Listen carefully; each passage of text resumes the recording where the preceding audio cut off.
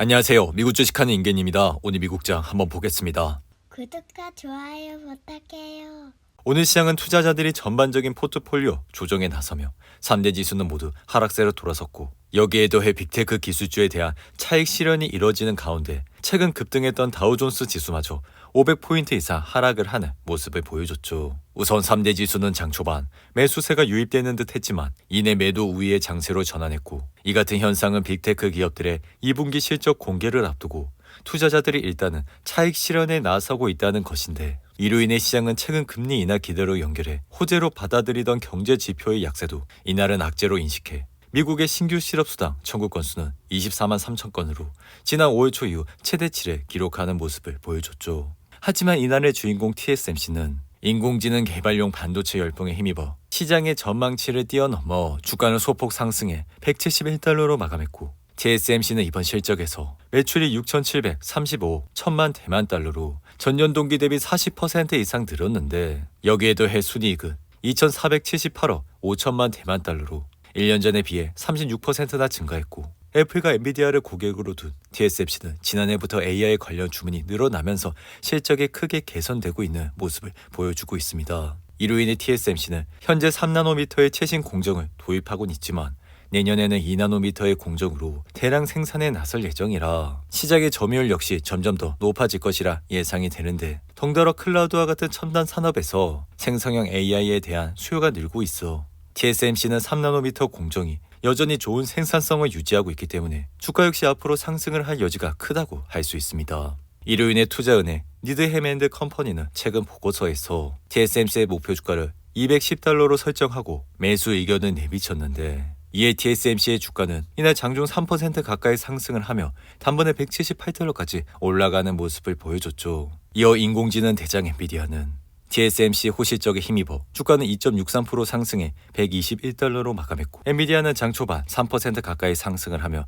122달러까지 올라갔지만 장 중반 이러한 상승폭을 대거 반납하며 주가는 단번에 116달러까지 내려오는 모습을 보여줬죠. 이에 개인적인 생각은 엔비디아의 잠재력은 여전히 커 인공지능이 시장에서 유익하게 작용하고, 엔비디아의 선두가 그대로 유지가 된다면 엔비디아의 주가는 앞으로도 상승을 할 수 있을 것이라 생각이 듭니다. 여기에 더해 데이터 센터의 AI 칩 수요 실적 증가율은 연간 60%에 달해 이러한 성장률이 향후 몇 년간 매출과 마진 성장으로 이어지게 된다면 결국 투자 수요는 인공지능 대장 엔비디아로 쏠릴 것이라 생각이 드는데, 이로 인해 기초적인 작업에 대한 생성 AI에는 거품이 있을 수는 있지만 자율주행과 로봇공학, 신약 개발과 같은 심각한 문제를 해결할 수 있는 기술도 결국에는 AI에서 나와 그런 의미에서 생성 AI는 과장된 것이 아니기 때문에 이러한 분야를 지원하는 엔비디아는 앞으로도 좋은 흐름세를 이어갈 것이라 예상이 되는데, 하지만 엔비디아는 지난 6월 18일 135달러를 찍은 이후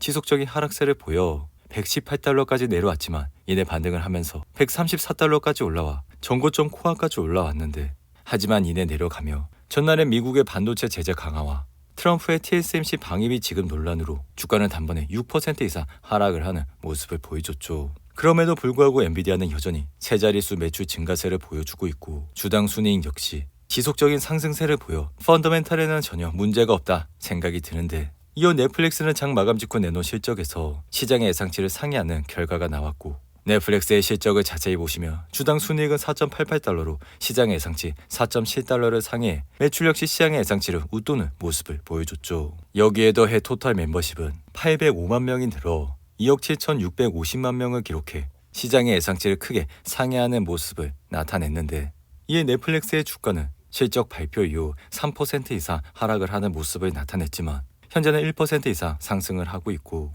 넷플릭스는 2년 전 162달러라는 바닥을 찍은 이후 실적이 개선되면서 지속적인 상승세를 보여 현재 주가까지 올라오고 있는 모습을 나타내고 있습니다. 한편 지금 시장은 제롬 파월 의장의 잇따른 비둘기파 발언으로 9월 기준금리 인하를 거의 100% 믿게 됐고, 암살 시도를 극복한 트럼프의 당선 확률이 급등하면서 트럼프 트레이드가 본격화되는 모습이 나타났는데, 그럼에도 불구하고 갑작스러운 지정학적 위험에 시장을 맞닥뜨려 이틀새 급락세를 보여주고 있고, 전날은 이러한 직격탄을 맞은 반도체 주가들이 폭락을 하면서 나스닥은 3% 가까이 떨어지는 모습을 보여줬습니다. 이에 개인적인 생각은 주요 지수가 과매수된 가운데 일시적 악재로 인해 시장은 급락한 것으로 보이며, 이 같은 이유는 최근 S&P 500과 나스닥 모두 사상 최고치를 갈아치웠고 덩달아 러셀 2000 지수 역시 최근 5거래일 동안 11% 이상 올라 역사적인 과매수 수준에 도달했기 때문이라 할 수 있죠. 그럼에도 불구하고 매그니피센트 기업들은 여전히 성장과 영업이익이 증가하고 있어 앞으로도 지속적 마진 확대가 예상이 되는데,